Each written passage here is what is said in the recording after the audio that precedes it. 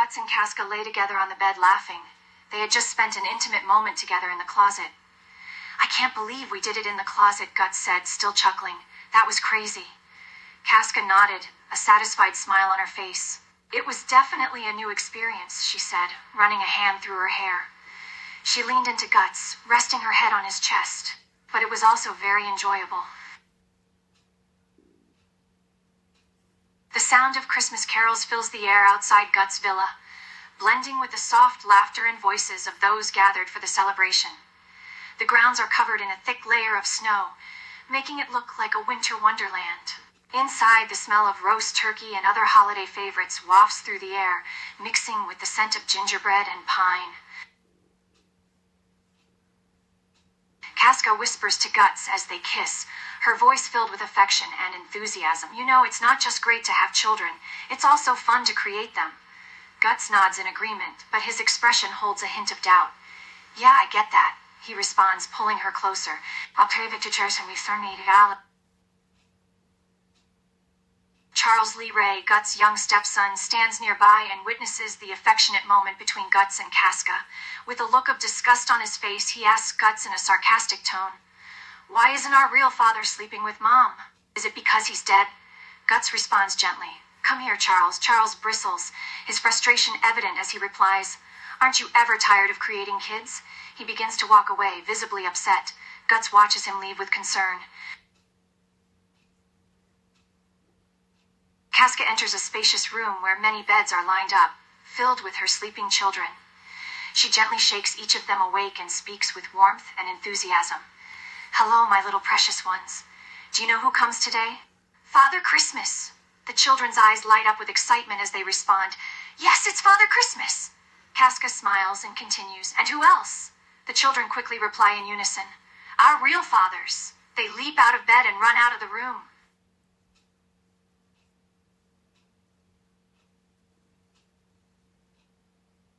A small child approaches Casca, holding out a carefully wrapped present.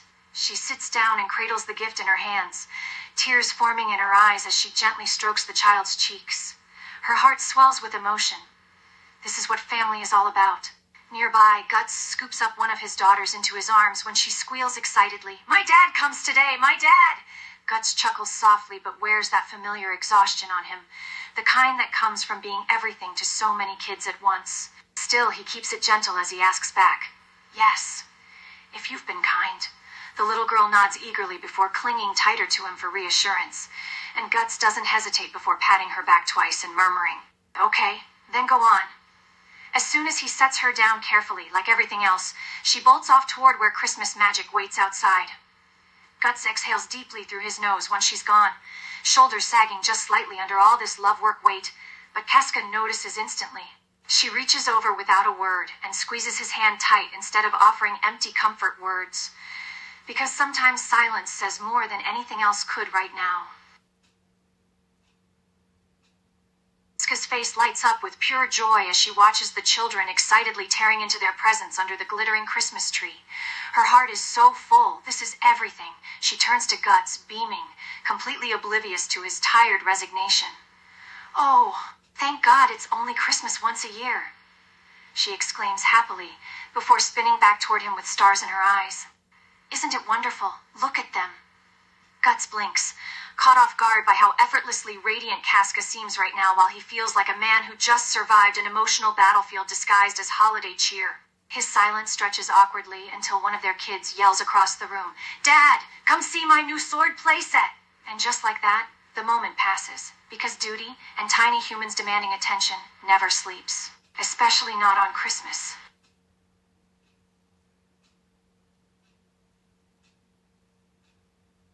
The room is filled with the chorus of thanks from the children, all of them shouting out, "Thank you, Casca."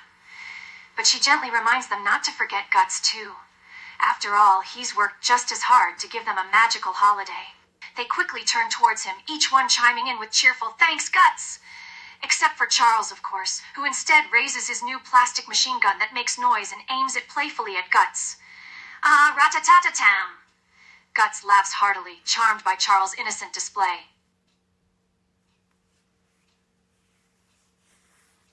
Guts presents Casca with a carefully wrapped Christmas gift, a smirk playing on his lips as he says, "Open it." Excitement fills Casca's eyes as she unwraps the present. Inside, she finds a psychiatrist's calendar. Her face instantly lights up with gratitude and joy. Guts points out the price tag still attached to it, but Casca waves it off, saying, "I won't notice it." Guts raises an eyebrow, amused by her nonchalance. "Oh, really? Setting any for that table tag?" Guts stands in the kitchen holding a glass, searching through the refrigerator for some juice. He opens the door only to be baffled by the sight before him. It's filled with an array of Christmas foods, an assortment of sausages and Swedish meatballs. He raises an eyebrow, taken aback by the unexpected display. "What the?" he mutters to himself before shaking his head amusedly.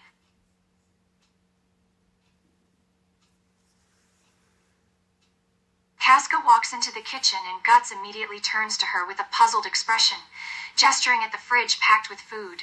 "Casca, who's going to eat all this, your mom or something?" he jokingly asks. Casca responds nonchalantly, "Oh, it's for all the guests. We're expecting around 13-14 people." Guts' eyes widen slightly, just now realizing the extent of the gathering.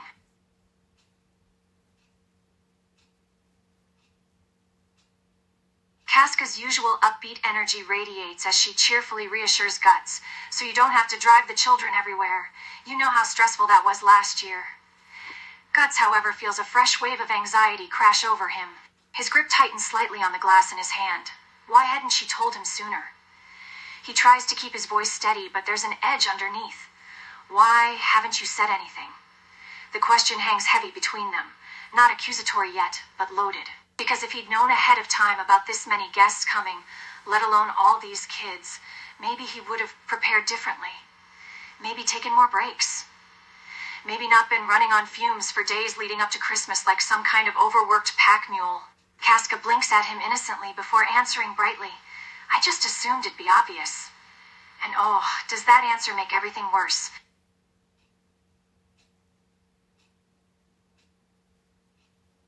Guts presses his case further, but Casca dismisses his concerns with an exasperated tone. "Stop it. We talked about this." Guts' words now hold a hint of desperation, his frustration bubbling under the surface as he retorts, "Talked and talked. That doesn't change the fact that it's not the sanctuary doing it. This is their typical clash." She dreams up idealistic plans while he struggles to execute them. A constant source of tension in their family dynamic. Guts' mind races as he desperately tries to wrap his mind around the situation. But the worst-case scenario is already forming in his mind. With a sigh of resignation, he blurts out, Are Corcus and his gang coming as well?" Casca, oblivious to his internal panic, just laughs and gives his cheeks a gentle pinch. "Aw, you're so cute," she coos, dismissing his concern. "This is gonna be great." Casca is practically glowing with excitement, still not catching on to Guts' rising panic. "It's going to be fantastic. Gaston's coming, and Griffith with his friends. Judo, too." Guts, though, isn't nearly as enthusiastic. His heart feels heavy, his mind filled with dread. He forces himself to nod and sigh. Yeah, but there's one name his thoughts keep returning to, no matter how hard he tries to brush it away. And Corcus.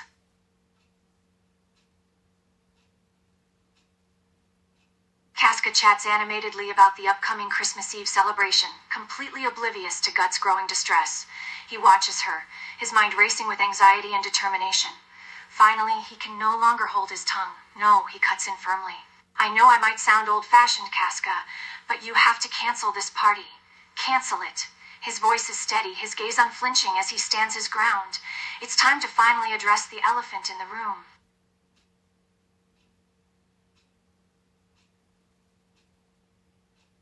Guts grits his teeth, scrambling for a reason, anything, to make her understand.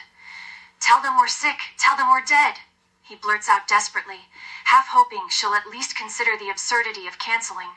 Casca's expression shifts instantly, her usual cheerfulness replaced by something quiet and dangerously determined. She doesn't yell back. That's what makes it worse. Her voice is soft but unyielding. No, we can't do that." A beat passes before she adds gently yet with steel underneath, "You know how sad the children would be." And just like that, Guts feels cornered again. Because Casca isn't wrong about their kid's happiness, but when does his well-being factor into any of this? Frustration boils over as he snaps bitterly. Yeah, but you don't give a damn how I feel.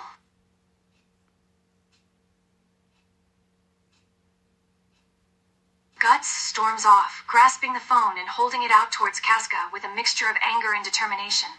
Casca can't help but find the whole scene utterly ridiculous. She laughs slightly, shaking her head.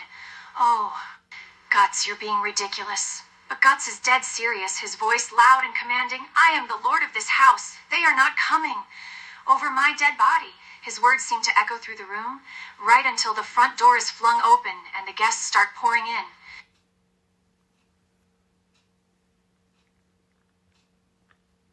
Judo steps in with a bright grin, holding out a martini glass filled with festive cheer, and possibly something stronger than just juice. His demeanor is sweet, yet oddly childish, like he's trying way too hard to be charming. Here's a Christmas gift for ya. He chirps happily before suddenly grabbing Guts' cheeks between his hands and squishing them together. Cheers! Guts stands frozen, half stunned by the unexpected contact.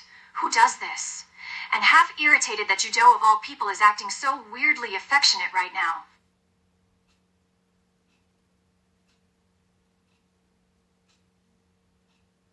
Charlotte slips in quietly behind Judo, her expression serious but not unfriendly. She locks eyes with Guts and murmurs low enough for only him to hear. I want to talk to you later. There's something unreadable in her tone. Not a threat exactly. Just wait. But before he can respond or even process it properly, the floodgates of guests truly open. Laughter erupts from every direction as people pour inside, some carrying plates of food, others hugging Casca warmly while wishing Guts a cheerful Merry Christmas.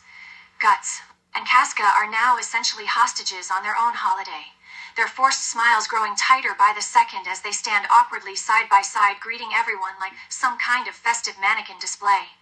And worst part? No one seems remotely aware that either one might be drowning under all this forced merriment.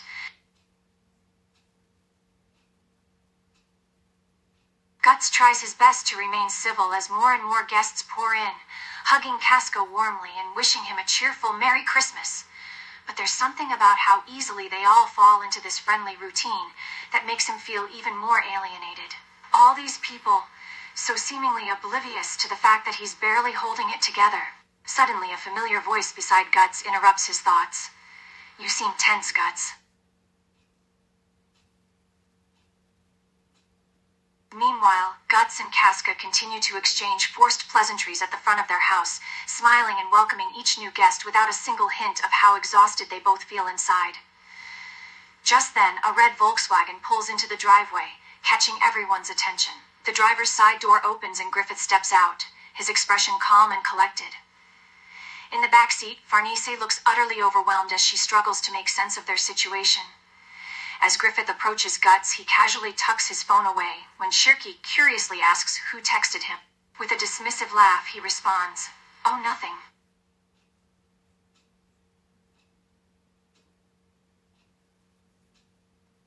Farnese sits in the back seat, gripping her knees as she tries to piece together the utterly bizarre family dynamics ahead of them.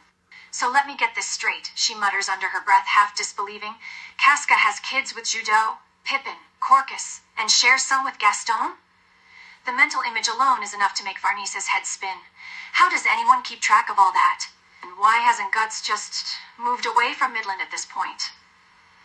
Shirky eyes Griffith warily when he suddenly gets a text message and shoves his phone away too quickly. Who was it? Shirky asks bluntly. Because obviously someone important if he's hiding it. Griffith waves a hand dismissively, voice light but deliberately vague. Nothing. Just spam. It's very much not spam. Casca smiles warmly as Griffith enters, offering a friendly greeting of her own. But her expression falters briefly when she spots the unfamiliar woman following behind. The unexpected addition catches her slightly off guard. As the woman walks in, Casca takes in her appearance. Tall, confident, and a bit older. She seems poised and composed. Casca can't quite place where this woman fits into their established family dynamic, but decides to be polite. Hello, Casca murmurs, reaching out to shake her hand. I don't believe we've met.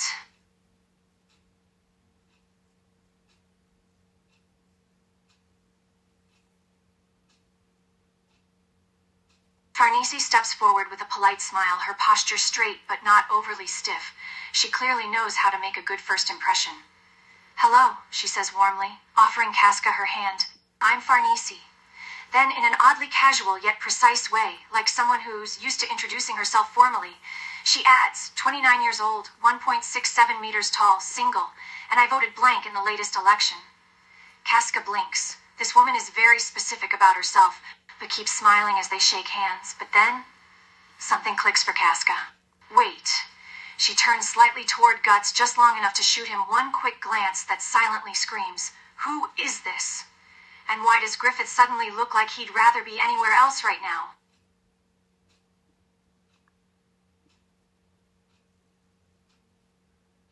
The group erupts into an enthusiastic sing-along, chanting about a fox darting across the frozen ocean, laughter and voices filling the house. But Guts?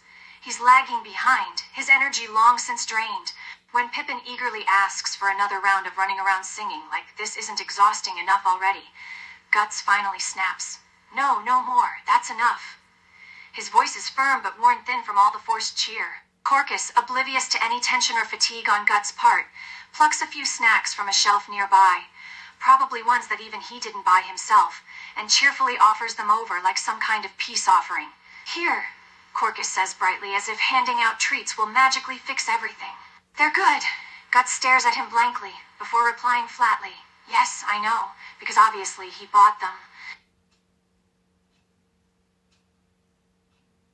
Corcus's young daughter tries excitedly to get at one of her Christmas presents, but Charles is standing watch over it, insisting it needs to wait until later. The girl's insistence sparks a tug-of-war between them, leading to a struggle that quickly escalates when she begins to sob and cry out desperately, "Daddy! Daddy, help!" Corcus, realizing his harsh response has upset her, finally softens. With a sigh, he steps back and nods. "I think it's best we let her open just one now."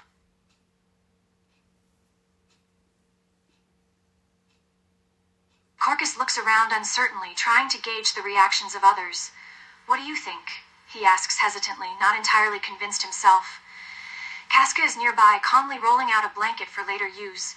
She knows Corcus too well and can already predict his approach. With an amused but slightly exasperated tone and no real malice, she chimes in.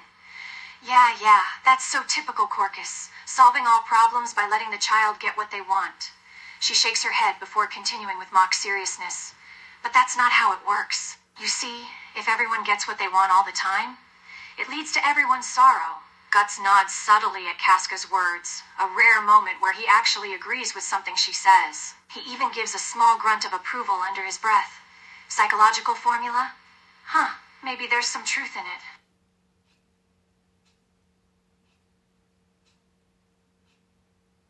Judo can't help himself, smirking as the conversation unfolds. He eagerly joins in the banter.